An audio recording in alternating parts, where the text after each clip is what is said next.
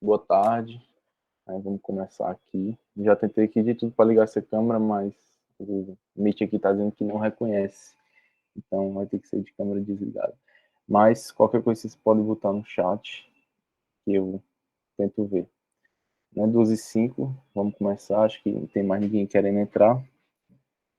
Talvez eu pare no meio da aula para aceitar alguém, porque sou eu que estou aceitando. Então, se alguém pedir para entrar, eu tenho que vir aqui aceitar. Certo?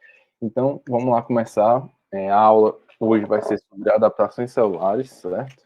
E aí, eu queria falar logo para vocês que mudou um pouco dos semestres anteriores para esse semestre a abordagem do professor Paulo, né? Olha, tem muita gente pedindo aqui.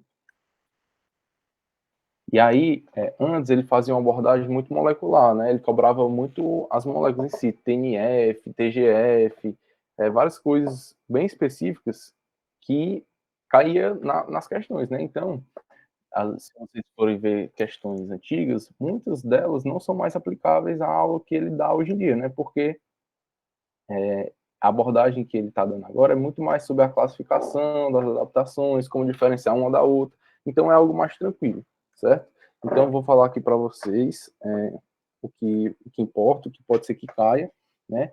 E aí fica esse entendimento de que algumas questões de provas antigas não vão ser mais abordadas, então não precisa de muita preocupação, certo? Então, eu me chamo Alan, estou no 8º semestre, meu número é esse, já passei o slide para vocês, então qualquer coisa pode me chamar no WhatsApp, pode mandar as questões, pode mandar a dúvida que eu respondo, não tem problema nenhum, certo?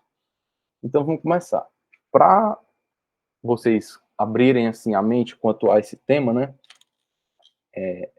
É importante entender que o que é que pode acontecer com a célula normal, né? A célula está lá e aí se ela sofre algum dano, algum estímulo, ela pode responder de 3 formas. Ou ela pode ser lesionada, ou ela pode se adaptar, ou ela pode degenerar, certo? Pode acontecer esses 3 caminhos quando uma célula sofre um dano, sofre um estímulo.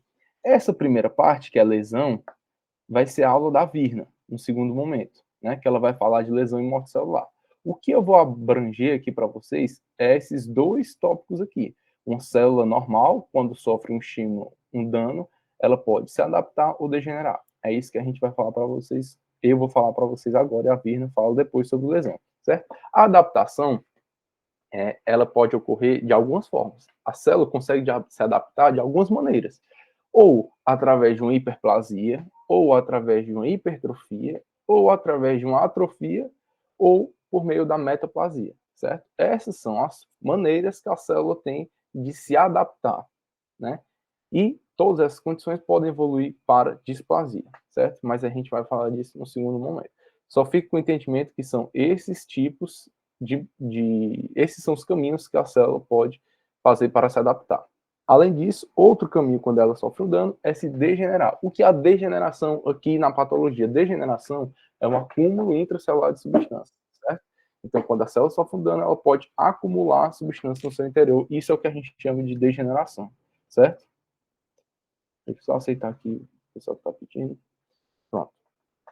Pode se degenerar. Então, vamos falar um pouco de cada um desses tópicos aqui, certo? Primeiro de tudo é a hiperplasia, né? O que é a hiperplasia? É o aumento do número de células em um órgão, né? Aquele órgão, quando sofre um dano, quando sofre um estímulo, ele pode aumentar o número de células. Então, o órgão, ele vai aumentar de tamanho porque as células estão aumentando em número, o que vai mudar na hipertrofia. Na hipertrofia, o órgão também aumenta de tamanho, sendo que é um aumento de tamanho secundário ao aumento do volume da célula, certo? Então, essa é a primeira diferença entre hiperplasia e hipertrofia, que é uma possível questão de prova. Né? Uma possível questão de prova que ele cobrar para vocês, ele vai dar um caso clínico lá, sobre determinado órgão, e aí ele vai perguntar, essa alteração nesse órgão ocorreu por um processo de hiperplasia, de hipertrofia, certo? Então, a gente vai falar um pouco da diferença deles. Hiperplasia é aumento no número, hipertrofia é aumento no volume, certo? Quando eu dou essas pausas aqui é porque eu estou aceitando a galera.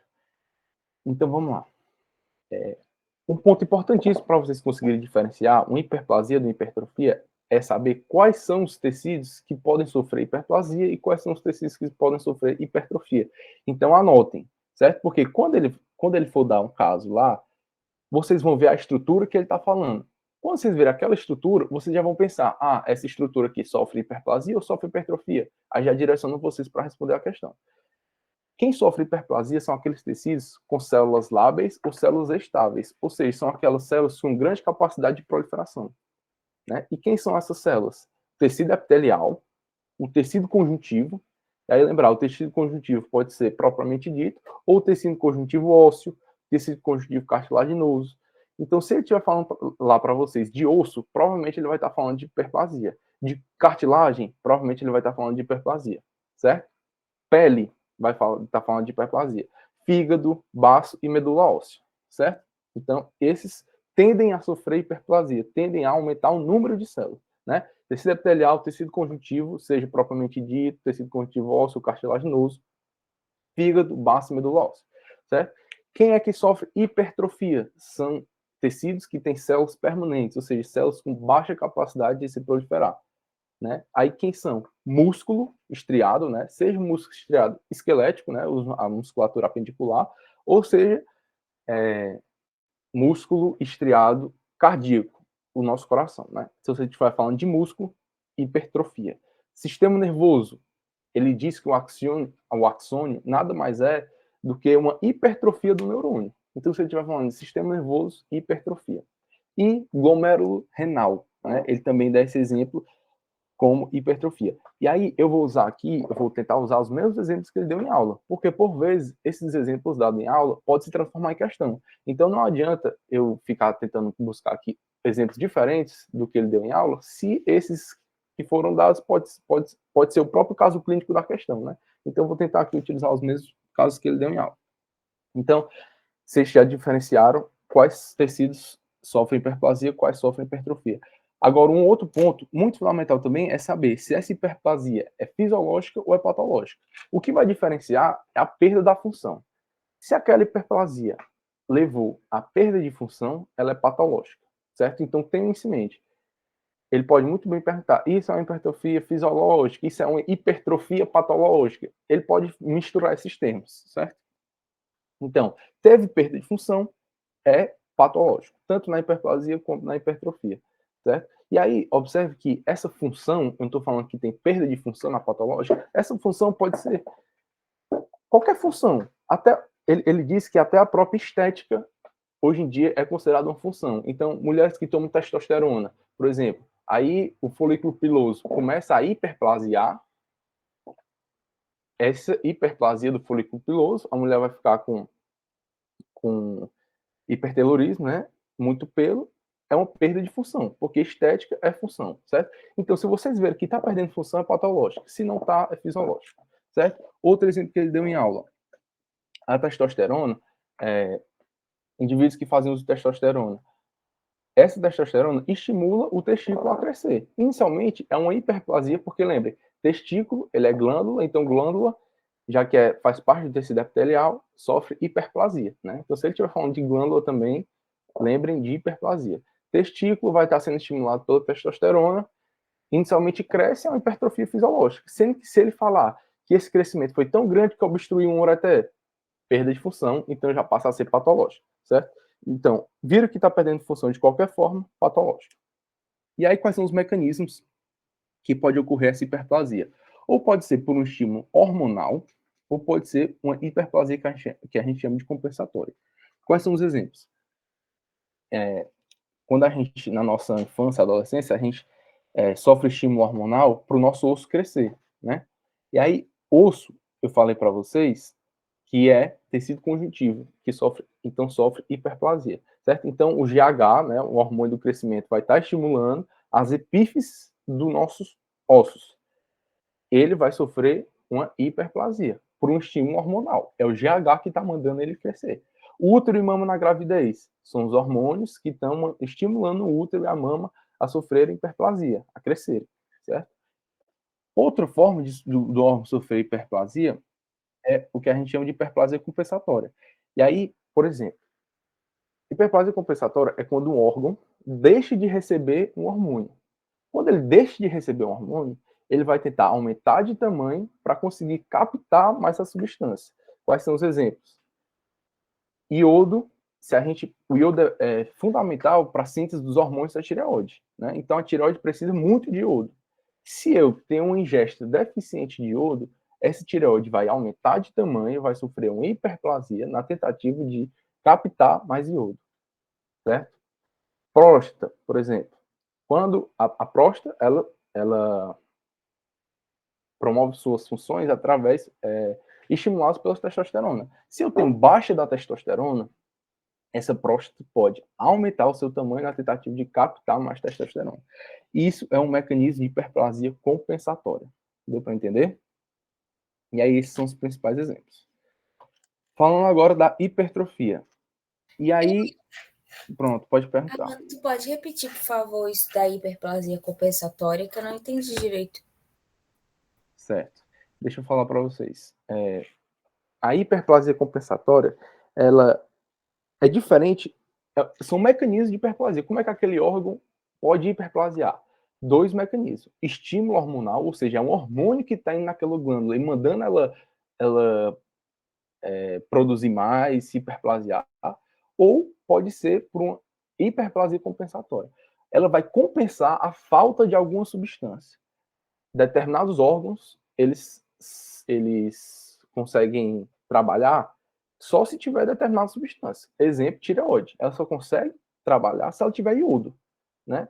Se eu tenho uma ingesta deficiente de iodo, o que é que aquela tireoide vai tentar fazer? Vai tentar aumentar de tamanho. Por quê? Porque se ela aumentar de tamanho, ela tem mais chance de captar mais iodo.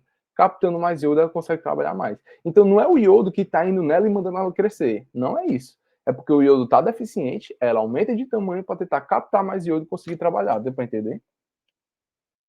Ah, entendi. Obrigada. Certo. Então, vamos lá. Agora, falando sobre a hipertrofia. E aí percebo que até agora eu não comentei nada sobre redução de TNF. Ah, na hiperplasia tem aumento do TGF, tem redução do TNF. Não, isso era uma abordagem que ele fazia antes. Ele gostava de cobrar isso nas questões antes. Hoje em dia ele não cobra mais dessa forma. Certo? Então, questões que abordem isso, podem esquecer, não se preocupe. Tá? Vamos falar agora da hipertrofia. A hipertrofia, como eu comentei previamente, é um aumento do tamanho, do volume da célula. Então, o órgão ele vai aumentar de tamanho pelo aumento do volume da célula, certo? E aí, da mesma maneira, pode ser por um estímulo hormonal, estímulo de fatores de crescimento, que geram essa hipertrofia. E aí, quais são as estruturas que sofrem hipertrofia? Comentei previamente para vocês. Músculo, seja músculo estriado cardíaco, músculo estriado esquelético, neurônio, né? Neurônio só, sistema nervoso, né? Tendem a sofrer hipertrofia, certo? E aí, o tecido adiposo, ele é um dos poucos tecidos que sofrem os dois, certo? O tecido adiposo, ele pode sofrer tanto hiperplasia como hipertrofia, certo? Então, se ele cobrar, vocês já sabem que adiposo pode sofrer os dois. Mas músculo, sistema nervoso tendem a sofrer hipertrofia. Por quê? Porque elas têm baixa capacidade de se proliferar. Então, se eles não conseguem se proliferar, eles vão aumentar o volume da célula, certo? Então, o órgão cresce por um aumento do volume das células. E aí, aqui é a mesma ideia. Fisiológico ou patológico, o que é que vai diferenciar? Se tem perda de função ou não. O estímulo é o mesmo, né? O estímulo que vai gerar uma hipertrofia fisiológica é o mesmo estímulo que vai gerar uma hipertrofia patológica. O que vai diferenciar é a quantidade. Se eu tenho um estímulo em excesso por muito tempo, aquela hipertrofia vai se tornar patológica.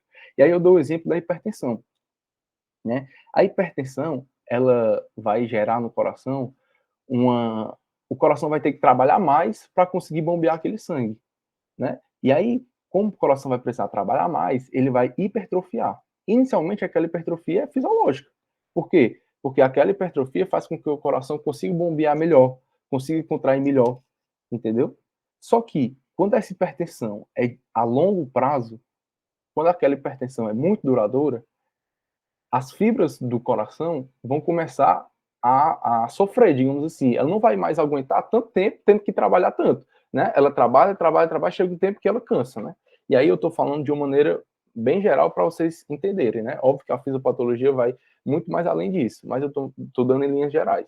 Então, chega em determinado momento que aquela célula não aguenta mais trabalhar tanto como ela estava trabalhando e ela vai ficar deficiente, que é o que a gente chama de insuficiência cardíaca, né? Então, Quando essa hipertrofia do coração, ela é tão exacerbada, ela torna-se patológica porque eu tenho perda de função. Antes, aquela hipertrofia que gerava uma melhor contratilidade, essa hipertrofia já está em um estado tão avançado que ela não melhora mais a contratilidade. A contratilidade do coração está menor, entendeu? Então eu tenho perca da função, que é o caso da insuficiência cardíaca.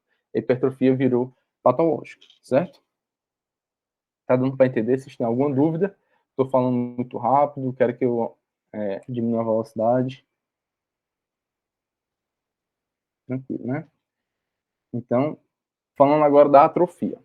A atrofia, ela é o processo reverso. Né? O órgão, ele vai, as células, né, daquele tecido, vão reduzir em tamanho e reduzir em número, certo? Então, é o reverso do que eu falei até agora. E como é que aquele órgão, aquele tecido, vai atrofiar? Quando é que isso acontece? Quando eu retiro o estímulo. Se eu sou um atleta, estou aqui 4 anos fazendo academia, chega em determinado... Aí eu adoeci, por exemplo, passei 1 semana, 2 semanas internado. Passei 2 semanas sem treinar. Eu retirei o estímulo que eu tinha.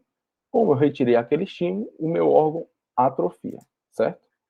Ou pode ser, não, eu não tirei o estímulo, mas eu tirei o nutriente. Ou seja, eu estou aqui treinando, eu tenho uma grande necessidade calórica, só que aí eu tenho um ingesto deficiente de proteína. Aí o que é que vai acontecer? Eu também vou ter atrofia. Não porque eu parei de treinar, mas porque eu parei de dar o suporte necessário para que aquela célula possa se manter e crescer. Né? Então, o que é que vai acontecer? Eu vou atrofiar, certo? Diferente da hiperplasia e da hipertrofia, a atrofia é quase sempre patológica, certo?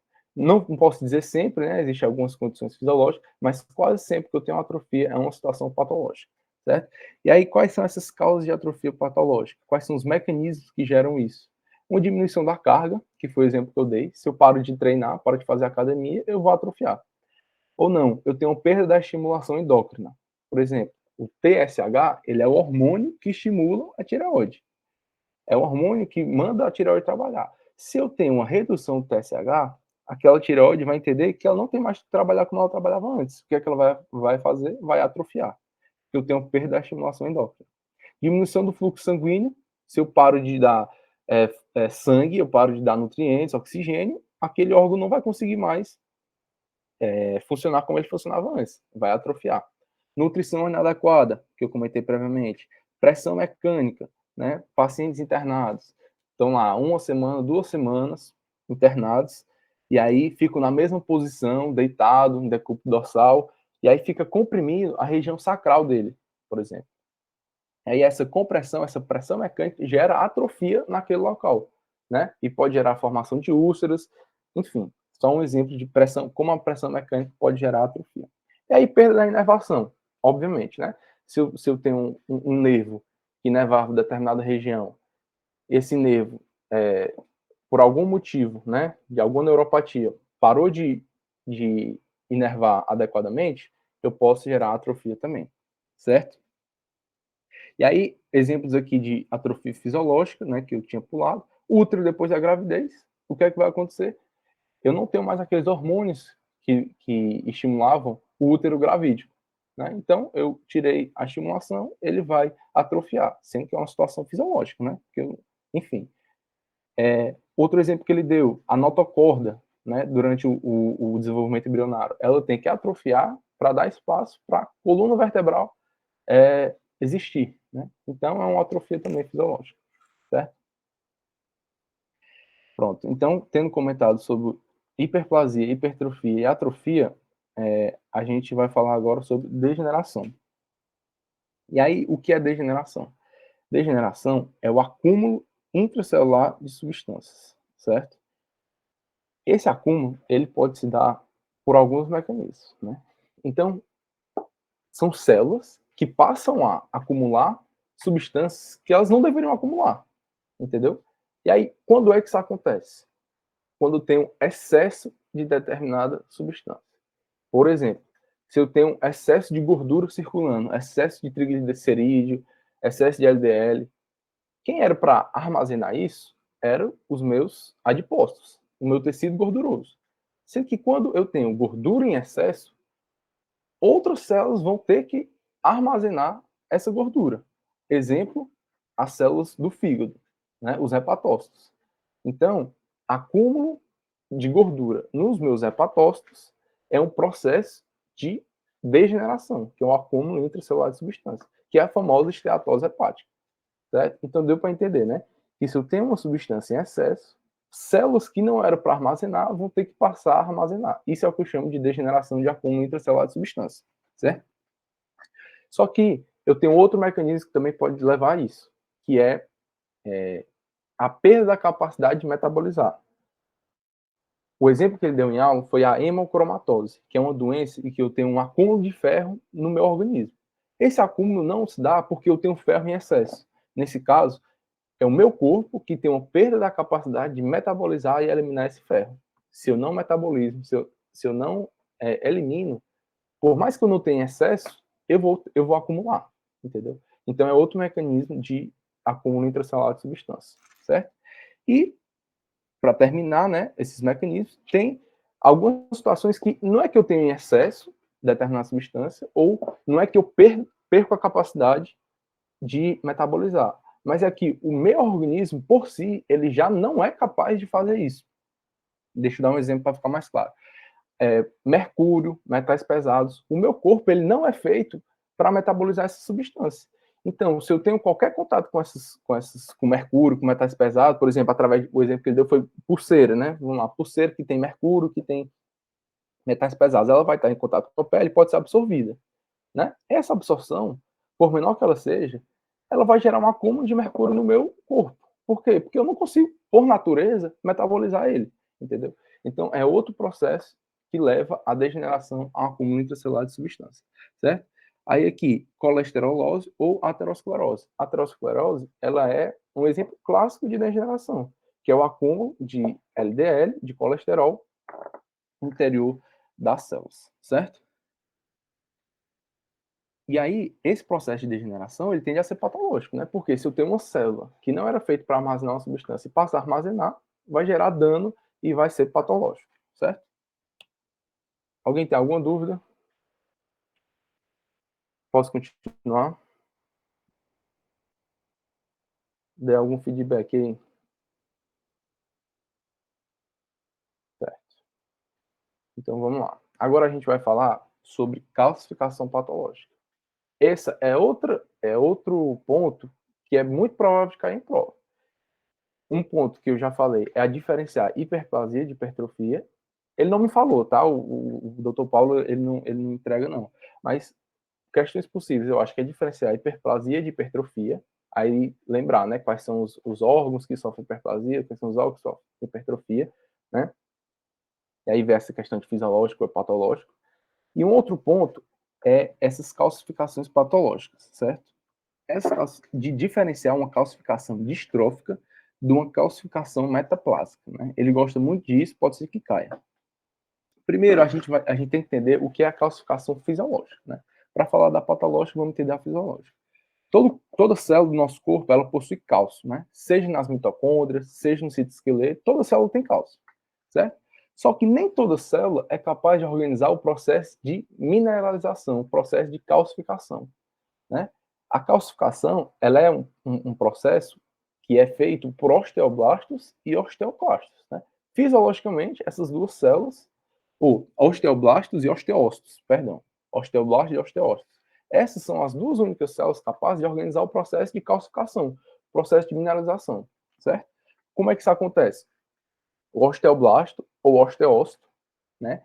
Eles vão, com o cálcio que tem neles, formar cristais de hidroxapatita, né? Cálcio mais fosfato gera o hidroxapatita. Essa hidroxapatita vai, não, eu estou explicando, mas eu acho que esse não é o foco do entendimento, né? Eu estou só falando para para poder explicar para vocês como é que vai ser a patológica, para isso eu estou explicando a fisiológica, certo? Então, osteoblastos, osteócitos, pegam cálcio junto com o fosfato, formam os cristais de hidroxapatita. Esses cristais de hidroxapatita vão se juntar com colágeno e formar o tecido ósseo, certo? Isso é o processo de calcificação fisiológica. Hidroxapatita mais colágeno forma osso. Mas quem é que tem essa capacidade? Osteoblastos e osteócitos. Se eu tenho, por algum motivo, o acúmulo de cálcio em células que não sejam essas duas, que não têm a capacidade de organizar o processo de mineralização, eu vou ter o que eu chamo de calcificação patológica, certo? E aí, eu tenho dois tipos de calcificação patológica, né?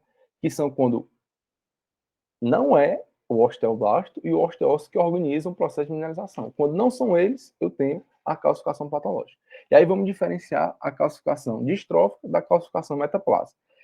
A calcificação distrófica, ela ocorre em tecidos mortos, certo? Enquanto que a calcificação metaplásica ocorre em tecidos vivos, certo? O que é a calcificação distrófica? Eu tenho, por algum motivo, eu tenho um excesso de morte celular. Esse excesso de morte celular, quando uma célula morre, ela libera os conteúdos que estavam dentro de si para fora, para o meio extracelular, certo? Uma dessas substâncias que estavam dentro dela, que vão para o extracelular, pode ser o cálcio, certo? Porque, como eu falei, toda célula possui cálcio por natureza, né? Não é para ter em excesso, mas toda célula tem cálcio. Se eu tenho um excesso de morte celular por alguma condição, já já eu vou falar quais são, esse conteúdo intracelular, que inclui o cálcio, vai se acumular no meio extracelular, certo? E aí, esse cálcio acumulado nas adjacências, né, de onde está tendo um excesso de morte celular, vai se acumular. Por quê? Porque eu não tenho macrófago suficiente para eliminar todo aquele cálcio, né, todas aquelas substâncias intracelulares. Se eu tenho pouca morte celular, os macrófagos vão lá e conseguem limpar tudo. Agora, se eu tenho um excesso de morte celular, o macrófago não dá conta. E aí, essas substâncias, que incluem o cálcio, começam a se acumular. Isso é o processo de calcificação distrófica, certo? Não passa disso. Aí, quais são as condições que geram essa calcificação distrófica? Câncer, por exemplo. Câncer, eu tenho, naquele tumor, muita morte celular. Se eu tenho muita morte celular, eu tenho muita liberação de substância, de cálcio para o extracelular. O macrófago não consegue limpar, ele vai se acumular ali. E aí vai formar essa calcificação distrófica, essa calcificação patológica, certo? Que é o exemplo que ele traz na mamografia, certo?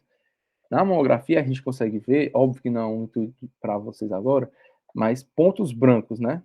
Pontos que estão hipotransparentes na mamografia. Isso aqui são as calcificações. Por quê? Essas calcificações podem apontar que ali tem um tumor, né? Porque se ali tiver um tumor, tem muita morte celular, tem muito acúmulo de cálcio, que gera calcificação distrófica, certo? Então, calcificações na mamografia podem sugerir câncer, né? É um achado suspeito para neoplasia maligna, certo? Agora, o outro tipo de calcificação é a calcificação metaplásica. Essa calcificação ocorre em tecidos vivos, certo? Existem alguns órgãos que essa calcificação metaplásica é fisiológica, né? Por exemplo, na mucosa gástrica, nos rins, nos pulmões. Eu posso ter pulmões, né? Eu posso ter essa calcificação metaplásica de maneira fisiológica. Por quê? Porque ela está relacionada à alcalinização do meio, certo? Então, qual é a palavra-chave de calcificação metaplásica? Meio alcalino, certo? Alcalinização do meio. Por quê? Porque meios básicos tendem a precipitar cristais de cálcio, certo? Então, se meios básicos tendem a precipitar cristais de cálcio, se eu tenho um meio que é alcalino, que é básico, eu vou ter muita deposição de cálcio, eu vou ter calcificação. Essa calcificação é o que a gente chama de calcificação metaplásica. Aí, qual é o exemplo disso? A vesícula biliar. A vesícula biliar, ela é um ambiente alcalino, é um ambiente básico. Então, é por isso que lá eu tenho a predisposição de formar cálculos, né? Cálculos tanto de colesterol como de cálcio, né? Outro exemplo, urina, né? As litíases renais. A urina também, quando exposta a substâncias alcalinas, né? Quando a urina está mais alcalina, ela tende a precipitar cristais de cálcio que vão formar o que a gente chama de calcificação metaplásica. Então, observe, a metaplásica é em tecidos vivos, certo? Seja na urina, seja na vesícula biliar, que aqui são situações patológicas, mas também ocorre em alguns tecidos de maneira fisiológica, como a mucosa gástrica, rins e pulmão, certo? E aí, já chegando ao fim, vamos falar agora sobre as metaplasias, certo? Metaplasia é um outro processo de adaptação, certo? Ele na aula dele, ele misturou um pouco, né? Porque ele começou falando de adaptação, ou seja, de hiperplasia, de hipertrofia, de atrofia. Depois foi falar de degeneração, né? Aí falou da degeneração, falou das calcificações, sejam elas patológicas, distrófico, metaplásico, e agora está falando de metaplasia, que é um mecanismo de adaptação, né? Então agora a gente vai voltar para a adaptação, certo? Um dos mecanismos da célula se adaptar é através da metaplasia. E o que é metaplasia? A mudança de um tipo celular para outro tipo. E por que, que um tecido quer mudar o tipo celular dela? Porque ela vai estar exposta a situação diferente. Né? Deixa eu explicar para vocês. A porção final do esôfago. Se eu tenho refluxo, eu tenho secreção gástrica indo para o esôfago. Aquele meio vai ficar ácido. A parede do esôfago, ela não é habituada a essa secreção gástrica. Então, ela vai ter que se adaptar, vai ter que possuir outro tipo de tecido que suporte aquela secreção gástrica, que é o que a gente chama de metaplasia intestinal, né? Antes, o esôfago era um tecido, está até aqui no exemplo, ó, esôfago, antes, que era um tecido escamoso e pavimentoso, passa a ser um tecido colunar glandular. Por quê? Porque o tecido colunar glandular é um tecido que melhor suporta as secreções gástricas. Então, a metaplasia é uma tentativa do tecido de se manter vivo, né? Ele vai alterar o seu formato para poder melhor suportar o estresse que ele está sofrendo, certo? Outro exemplo, as vias aéreas, né? É um epitélio pseudoestratificado, cilíndrico ciliado. Se eu fumo, se eu tenho muita exposição à poluição, ele vai ter que trocar, não pode ser mais pseudoestratificado cilíndrico ciliado, ele vai ter que ser agora escamoso, né? Ou seja, pavimentoso estratificado, para melhor suportar a temperatura alta do cigarro, por exemplo, certo? E o orotélio vesical é outro exemplo. Ele é um orotélio, né? Que é um epitélio de transição, só que se eu tenho cálculos naquela região, aqueles cálculos renais vão estar lesando o urotélio vesical. Então ele tem que se adaptar, ele tem que trocar o seu tipo celular para melhor suportar aquele estresse do cálculo. E aí ele passa a ser escamoso, passa a ser pavimentoso, certo? Eu acho que o intuito não é necessariamente vocês saberem qual era o tecido, vai para qual tecido. Eu acho que é mais vocês entenderem qual é o conceito de metaplasia, certo? E aí, deixa eu ver aqui para vocês, né? Aí a metaplasia, ela ganha o nome da célula que aquele tecido se tornou. Ou seja, a do esôfago. A do esôfago, a gente chama de metaplasia intestinal. Por quê? Porque ele troca o seu tecido para um epitélio igual ao do intestino, que é o colunar glandular, certo? Também chamado de metaplasia adenomatosa do esôfago. Ele falou esse nome umas 3 vezes na aula, né? Então, anote, né? Vai que ele cola. Metaplasia adenomatosa do esôfago, ou metaplasia intestinal, certo? Por quê? Porque a metaplasia ganha o nome do tecido que ela se torna, né? E aí, essa metaplasia, ela é um mecanismo reversível, certo? Se eu tiro a secreção ácida do esôfago, ele pode voltar a ser o tecido que ele era antes. Se eu tiro o tabagismo, a minha traqueia pode voltar àquele tecido que ela era antes. Só que, se eu tenho isso de maneira persistente, eu posso evoluir para irreversibilidade, certo? Então, se o estímulo for persistente, essa metaplasia evolui para uma displasia, que é um processo de perda total da maturação da célula, que por sua vez pode evoluir para uma neoplasia. Então, a metaplasia, ela é um fator de risco para a evolução de neoplasia, certo?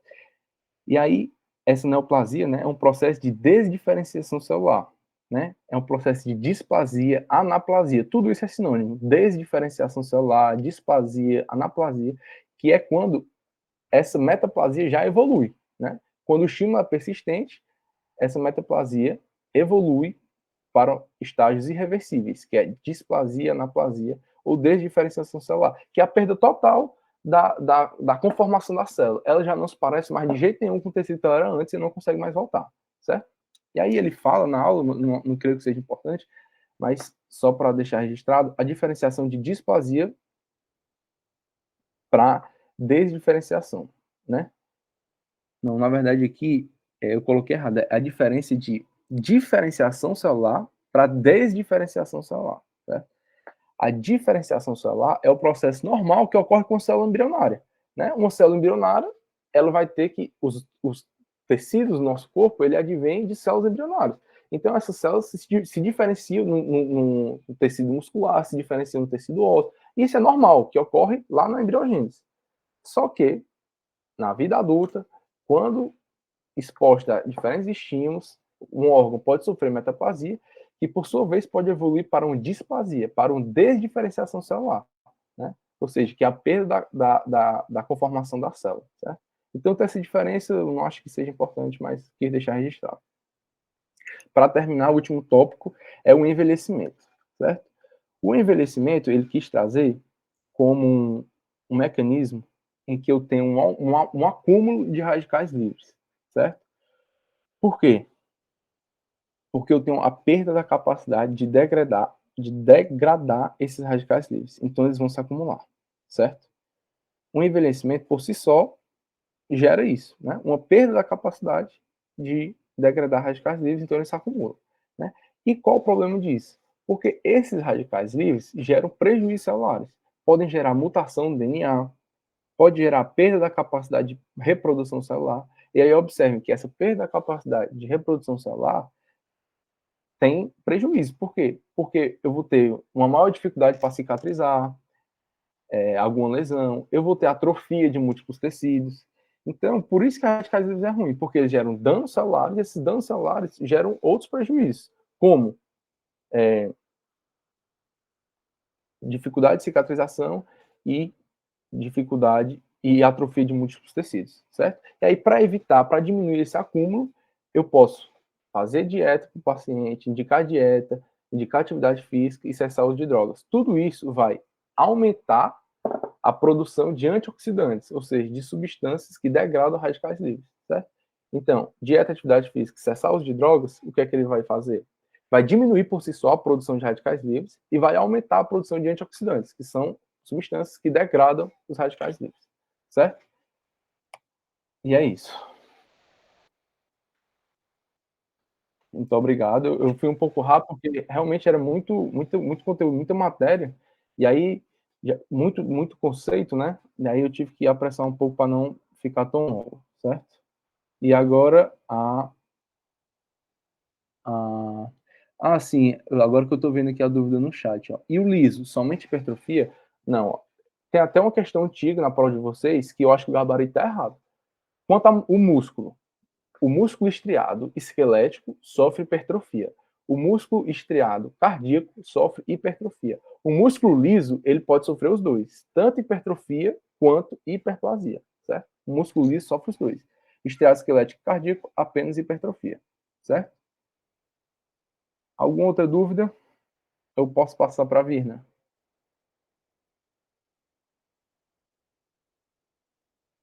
Certo. E aí, para não ficar tão extenso, não vai dar tempo de eu apresentar as questões para vocês aqui. Só que qualquer dúvida que vocês tiverem, qualquer questão que vocês não tenham entendido o gabarito ou querem tirar algum dúvida, pode mandar no WhatsApp hoje, que eu respondo hoje mesmo essa questão para vocês, certo?